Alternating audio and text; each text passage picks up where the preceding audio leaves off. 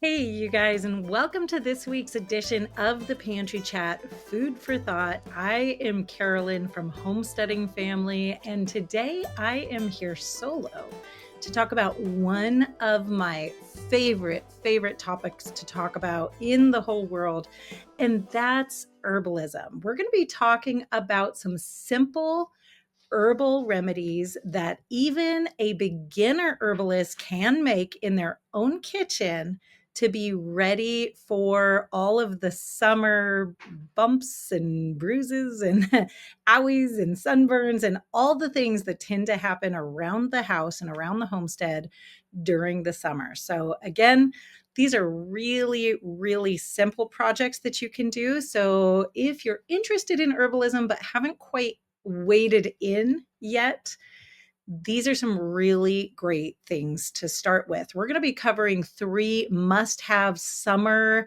useful herbs and talking about what they're good for. And then we're going to be talking about 3 different remedies that you can make from them. So before we jump right into today's topic, we have a little bit of chit chat. It's always fun to do a little chit chat, especially I have my cup of coffee here, and I hope you have something enjoyable to drink too, so we can hang out together and talk about herbs, talk about our homesteads. To right now, very end of May is when this is publishing. We are now officially moving into that in-between season where we have everything kind of planted, like the main rush of the spring season here on the homestead is over. At least as far as the gardens go, everything's in the ground, or there's just a few straggling things that really like some extra heat. We'll get in the next week or two as the soil just continues to get warmer. But what this means is this is the time of year that we get to take a little bit of a deep breath. This is the time we get to play a little bit, have a little bit of summer fun, and let down a little bit, just keeping up with the basic maintenance here at the homestead, because there's a little bit of a lull right now between getting all the planting done and starting the harvest season. So we're getting ready to enjoy some downtime. We still walk through the garden every day, make sure we pull the weeds, keep up with the succession plantings of lettuces so we can have nice fresh salads, things like that. But for the most part, we get to kind of take a deep breath and relax and put our feet up just a little bit more, have an extra cup of coffee on the porch and watch the plants grow. This maybe is one of my favorite times during the summer, this really early summer season, when it's like a big push of the work is done and you kind of get the calm before the storm of the harvest work. So we are enjoying that. I hope you are too. You may already be beyond that and into harvest, depending on what part of the country you're in. But here in North Idaho, we're putting our feet up a little bit. I'm getting a few extra knitting projects done. I'm actually working on a pair of socks right now. I like something small in the summertime because if you're working on something big, it tends to sit on your lap. And that extra heat is lovely in the winter, maybe not so much in the summer. And I love these little projects on the knitting needles that, are easily transportable. So if I'm going to hang out with friends somewhere, we're going to go have a picnic, I can just bring my knitting right along with me. So I'm enjoying some extra time doing that. Always I'm drinking something warm. Yes, even in the middle of summer. It has to be really hot before I switch to a cold drink. So I usually have a cup of herbal tea. I love my dandelion root tea. That's my favorite, or a cup of coffee in my hand. All right, you guys, let's jump right into saying thank you for today's sponsor for the Pantry Chat. Today's sponsor is Azure Standard. Azure is making this episode possible today. So thank you, Azure. When you think about creating food security or any sort of security on your homestead, your pantry is really at the heart of that. Having that backup supply of food and household goods is just something that brings so much peace, especially as we're seeing the headlines in the news, supply chain disruptions. I don't know about you guys, but I was at the grocery store the other day and there were actually empty shelves again. I don't know why. I don't know if there's a supply chain issue. Maybe somebody came and just bought up all the cheese. I'm not sure. But it always reminds me when I see that how thankful that I am for a full pantry. Now, a lot of the food that we have on our pantry here at Riverbend is home produced and preserved, either freeze dried or canned or fermented or dehydrated, all the different methods. But there are things that I can't, or it's just not reasonable for me to go grow and produce myself. And for those things, I turn to Azure Standard. I love their quality. I love that I know that somebody else is seriously watching out for my health and making sure that there aren't ingredients in their food that I wouldn't love to eat, because they're feeding their families too, and they're just as serious about health as I am. And so it's wonderful to know that I don't have to research every single product that I go to buy, because I have a company who's watching out for me and doing all that research for me. So for all of our bulk staples, for our organic grains, for baking and canning and any other supplies, we turn to Azure Standard. Right now, Azure Standard is offering 15% off an order of $100 or more if you are a first-time customer. So make sure you take advantage of that. Go check it out and use the coupon code Homesteading Family 15. That's all one word, no spaces. Homesteading Family 15 over at azurestandard.com. You will be thankful that you did, because you will be able to fill your pantry much more quickly than if you're just depending on it yourself. Okay. Today's question of the day comes from Karen on the pantry chat interview that I did with Melissa K. Norris about cooking from scratch. That was a really fun episode. If you haven't heard that, go back and listen to it. But Karen's asking, how do you make a roux? So in our conversation, Melissa and I talked about making a roux and being able to make gravies and sauces from a roux as being one of the top skills that you really need in the kitchen to be able to make phenomenal food from scratch at home. And, it's so simple that you might have even missed that we actually did talk about how to make a roux.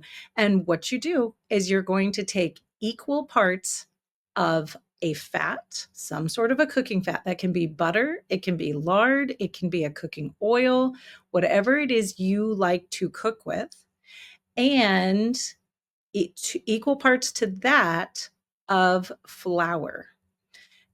You'll melt the fat in the pan. Make sure it's a nice big one, especially if you're making very much. And then you'll put your flour in and you will cook your flour. Make sure you stir it with a spoon of some sort, like a wooden spoon, until that flour is totally incorporated. And you cook it until it starts to turn just a little bit brown. Now, if you have a really light colored roux, you have something that's called a blonde roux. Or you can have a golden roux, or you can have a copper roux. And a copper roux is going to be about the color of a copper penny. So it's kind of dark. It's really cooked down. Those are the different levels of roux that you can have to make a sauce. When that is just the color that you want it to be, after stirring constantly, don't let it sit. You need to keep stirring. Then you're going to add your liquid. If you want to make a thinner sauce, you're going to add about 16 parts of liquid. So in our house, we're often making something that involves 1 cup of fat, 1 cup of flour, and 16 cups of, for us, it's often a good bone broth or a bone broth and milk combination. That's going to make a really nice gravy. If you want something that's thicker, you can go towards about 8 parts. 8 parts of liquid, and you just stir until all of that flour fat combination is completely incorporated, and then keep stirring until it starts to bubble and thicken. As soon as it gets as thick as you would like, go ahead and turn it off. Remember, you can always add more liquid if you need to. Stir it, stir it, stir it. A good sauce or a good gravy will always need a significant amount of salt added to it. So add some salt, usually some black pepper to taste. And that's how you use a roux to make a sauce. It's that easy. You just need to have a little bit of patience and make sure you keep stirring. Keep stirring. For your family, if you have a smaller family, you may be looking at doing a quarter cup of a fat to a quarter cup of flour, which would give you, what's that, about 4 cups of liquid to add to make a nice sauce. And that'll give you, obviously that's going to give you about 4.5 cups of gravy when that's all said and done. So, great question. Thanks for listening, and check out that episode if you haven't already. Okay, today we are diving in to some beginning herbalism. I love this because, sometimes we think of herbalism that is something that is in reaction to a cold or a flu, maybe a virus that comes our way. And it's something that we kind of maybe don't see coming at us. We just have to be ready for it. But we can actually look at herbalism in a little bit of a different way. And that's how I really teach people to look at herbalism when I teach my herbal classes, is to be prepared for things before they happen. There are predictable problems that happen in the middle of summer. We know we're going to go out on that picnic and somebody's going to get a bug bite, or somebody's going to stay out in the sun a little longer than they should have and end up with a little light sunburn. Hopefully they're not getting worse than that. Maybe somebody's going to start feeling a little overheated, being out working in the garden in the heat or playing hard out in the yard. I don't know if your kids are like my kids. They can play really hard in the summer, and sometimes they don't even realize that they're getting a little too hot. So we're going to be talking about how to handle those 3 issues and how you can do something right now, get some remedies ready and on hand so that it's really easy to deal with those issues early when they come up. Now, we're going to be talking about 3 really great herbs that I really think, if you have to start somewhere right now because you have not maybe gotten to play with herbalism very much, you haven't gotten to try things out, these are great herbs to have on hand. Not only are they really easy to find, they're usually very, very inexpensive if you have to purchase them. They're also really easy to grow or to forage in your area. You probably have some of one of these herbs already out in your lawn and you may not even know it. So let's dive into these. The first herb we're going to be covering today is calendula. People always ask me, what are the top 5 herbs that I can't live without? And while I always say something like, I don't think I can actually answer that question because I need more than 5 herbs in my life. If I'm forced to, calendula is always in the top 3. Calendula is just an herb that I reach for over and over and over again. So it's a really good thing that it is so easy to grow. It's also really easy to source. Just about every herb company out there has it, and it's very inexpensive. And it's a beautiful, beautiful little flower that grows in your garden. And usually it just grows without a lot of problems, not a lot of pests, just not a lot of issues, just kind of happily grows along. It's also incredibly easy to save the seeds from calendula. So once you get it into your garden, you can keep a supply forever. The Latin name for the calendula we're talking about is Calendula officinalis. So it's always good to refer back to the Latin name just to make sure that we're all talking about the same thing. Calendula has anti-inflammatory properties. It has wound healing properties, and it has some antiseptic properties. So this is an amazing herb to have on hand. One thing I love about it, it is very, very gentle. It's very effective, but it's also very, very gentle, which makes it great for children's remedies. I love this. I grab it all the time. Now, just like any other herbs, there are rare allergy possibilities.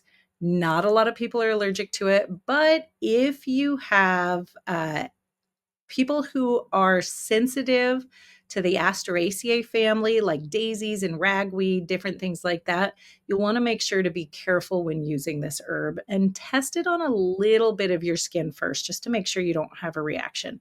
Thankfully, calendula is usually safe for kids. It's usually safe for pregnancy. And what we're going to be talking about today is a topical use of it, which makes it even safer. But if you have any medical concerns, make sure you consult a doctor or an herbalist who can actually see you and actually know your medical history to make sure the herb is right for you. Always do your own research when it comes to herbs and don't just take somebody's word for it. Okay, so calendula. This has got to be mom's best friend, or at least one of mom's best friends out in the herb garden. And that anti inflammatory property that it has means that it's going to reduce redness and swelling.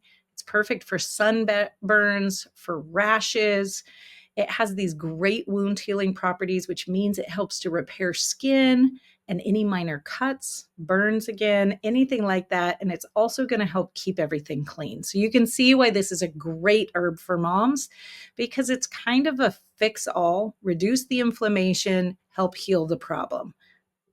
Who could ask for more than that in an herb? And it's pretty on top of that. Okay, my next herb that I think you should know about, this is the one that might be sitting out in your lawn and you didn't even know it. This is plantain, not the banana plantain. We're talking about Plantago major. So this is that plant that might be sitting out in your lawn. Obviously, if anybody sprays your lawn, do not harvest it from that area. But you can find this all over the place. And if you're not interested in foraging it, you can definitely seed it into your garden and get nice large plants right where you expect them to be for when you need them. Or you can purchase plantain already dried from herbal suppliers. So, plantain has a lot of really great properties. Again, it's pretty safe when it comes to family usage, so kids, pregnancies, and again, we're talking about using this topically, which makes it even safer. But what I love about it is it has some anti itch properties. It can really, really help to relieve itching from bug bites or from stings. So, this is a really great must for kids in the summer.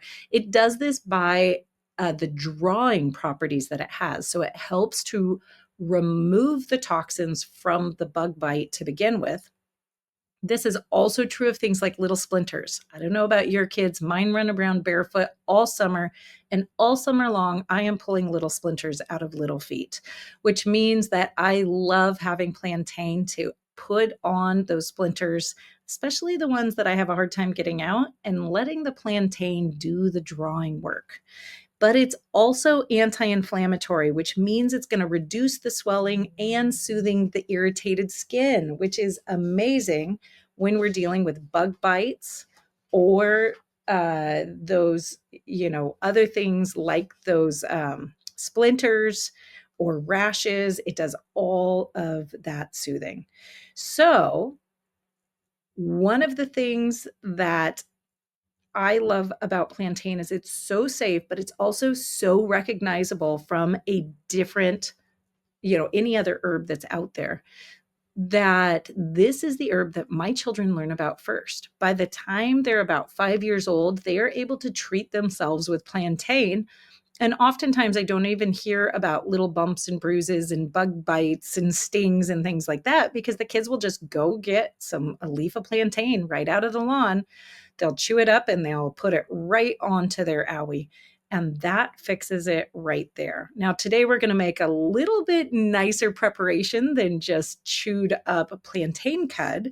But but before we do that, let's talk about our last herb that I want to cover today, and that is peppermint. Now, peppermint is a hybrid of a couple of different types of mint. So this is a mentha and a pepperita, and that has that wonderful peppermint flavor. Again, peppermint is so easy to get your hands on. You can buy peppermint tea just about anywhere. You can grow peppermint in pots. You can go get some at the nursery and start growing it out in your garden. Just be careful because it will want to spread anywhere where there's water or wetness in your soil so that it can live, and it will take over your garden. So you'll want to make sure to put it into a pot or into an isolated area of the garden where it can kind of just do its thing. Again, peppermint is also really easy to buy as a cut and sifted herb if you want to get it bulk.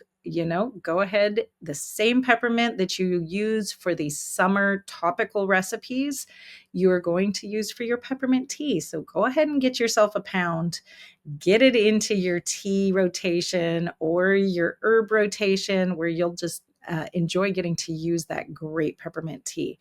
Now, peppermint has some really significant healing qualities. It is very, very cooling. You'll know that. You think of menthol, anything with menthol, and that feeling of like it's so cool it almost burns, right? It's that real cooling sensation, and it actually lowers your skin temperature, which is really refreshing for those hot summer days. Now, it has some analgesic properties to it, which means that it actually kills pain in a mild way. So it's going to help to ease any mild discomfort. This is true of anything like headaches, maybe headaches from heat or slight dehydration. Also, any discomfort from minor skin irritation. Of course, peppermint also does something that we probably know it best for, and that is it is a digestive aid. So when you go out to the park to meet all the friends and somebody brings too many cupcakes and you get kids with tummy aches from overeating something, a little bit of peppermint iced tea is going to go a long way in helping to soothe their stomachs and calm them down. Now, there are some things to know when you're using peppermint, and that is that you'll want to avoid it in infants or in very young children because of the menthol qualities. Now, a little bit of peppermint tea isn't going to hurt just about anybody, but you do want to make sure that it's nice and diluted down so it's just not too much menthol for anyone. Now, if you use peppermint too strong, it can be a little bit irritating. But again, what we're going to use it for today, we're going to use it topically, and we're going to use it in a very, very good weak dilution. So this isn't going to cause anybody any problems. Okay, now let's just jump right on into our remedies. First of all, let's talk about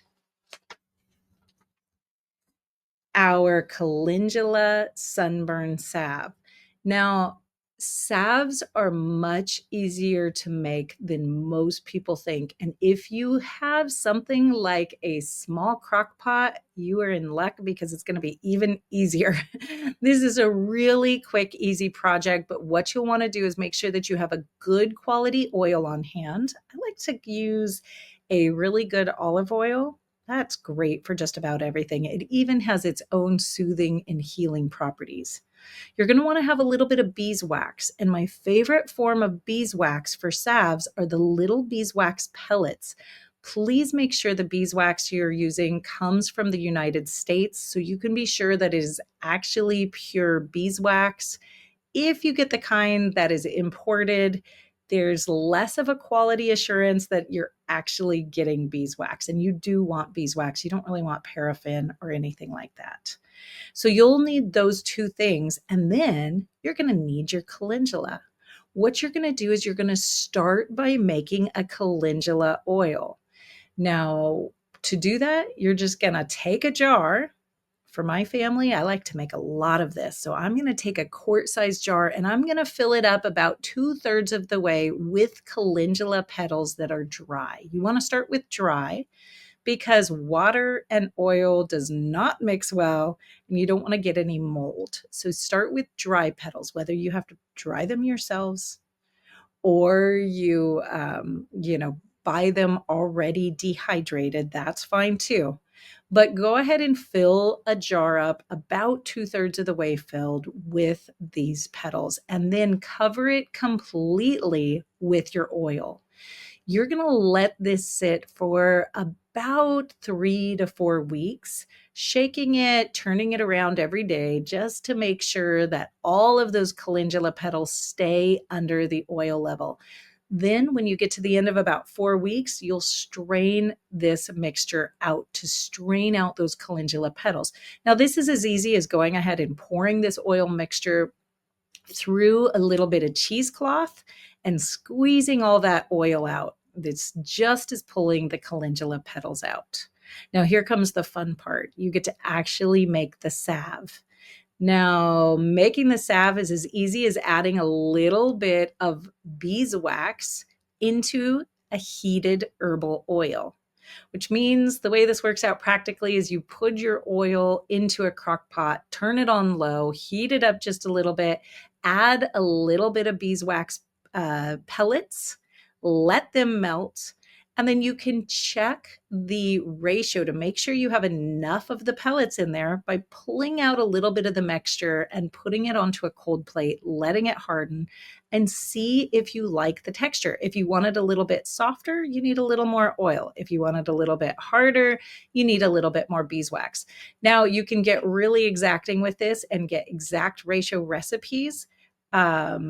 And I will have a ratio recipe for you in the blog post that is attached to this.